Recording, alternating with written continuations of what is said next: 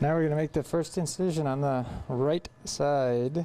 Dr. Gavin Dry is no stranger to TV cameras. He welcomed Como News into his practice for a 2009 story about his staff tweeting details during surgeries, which he called educational. This is not a gimmick. There's a variety of different techniques. He's appeared several times as a medical expert on another station's midday program. Dr. Dry? But when I asked about his recent drug investigation... Hi, Doctor. I'm Tracy Vetter with Como TV. We wanted to talk with you a little bit about your drug history. Oh, no comment, thank you. He wasn't interested. The problem solvers peeled back the surface of Dry's high-profile plastic surgery practice to reveal a history of state medical licensing investigations, a criminal drug investigation, and 3 malpractice settlements. And when much of that was happening, from at least 2007 through 2011, court documents and a federal settlement indicate Dry was a drug addict. The drug of choice, Adderall, an amphetamine the DEA closely controls and considers high risk for abuse. By 2012, Bellevue police were hot on Dry's tail. We then learned that it was in fact Mr. Dry that was issuing these fraudulent prescriptions. Detectives checked pharmacies around Dry's Bellevue home, and according to police reports obtained by the problem solvers, they found at least 265 fake prescriptions allegedly written by Dry, adding up to thousands of pills. But at this point, what we believe is that he was using it for himself, and that he had a problem with this particular drug. Your Honor, he's waived that right as pertains in Dry's 2012 divorce, his attorney admitted the drug use. Your Honor, he's not denying that he used tramadol or Adderall. Court and investigative records show Dry went to rehab twice to treat his addiction. And since 2012, Dry has been successfully monitored by a physician's health program, which includes random urinalysis tests to ensure a doctor isn't still using.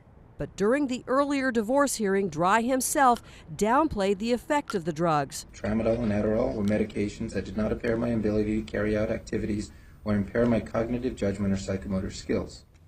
Frankly, just makes me mad. Mark Hillier doesn't buy that. His wife, Christine, was a healthy, active mother of 2 daughters who loved to travel, to volunteer for the Girl Scouts and her church, who loved life. She was truly great person, a good friend, my best friend in the world, frankly.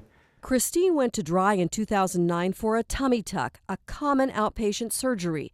6 days after surgery, Hillier rushed Christine to the ER. She's breathing really laboredly, and about 5 minutes into that drive, she says, "I've gone blind. I can't see a thing." 8 days after surgery, Christine died from a rare surgical complication. The Hilliers had no idea that Bellevue police and the DEA say that during this time period, Dry was using drugs he'd obtained by writing fake prescriptions. It's just, it makes me very angry.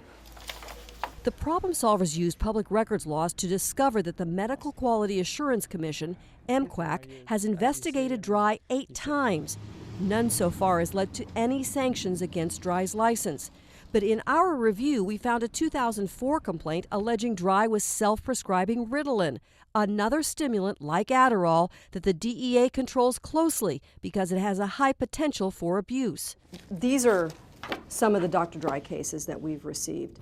The problem solvers asked MQAC why they closed the drug case without ever questioning anyone in his office and without tracking down the patients for whom he was allegedly prescribing.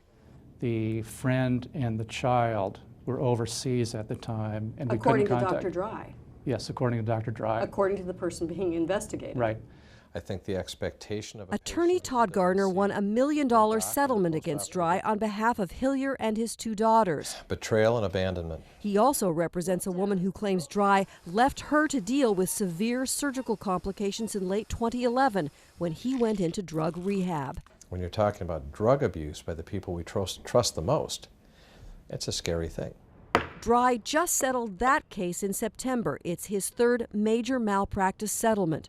It's another challenge. The commission says it knew about the drug use when they examined Christine Hillier's death, but its investigation never questioned anyone about that and ruled that Dr. Dry did nothing wrong. So we went back and got MQAC Policy Director Mike Farrell says they must have clear and convincing evidence to act.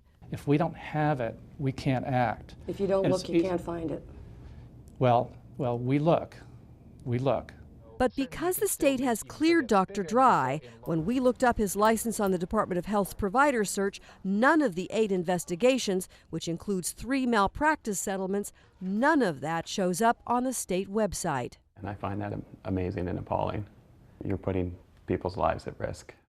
At the time of the Hillier malpractice settlement, Dry's drug investigation was not public.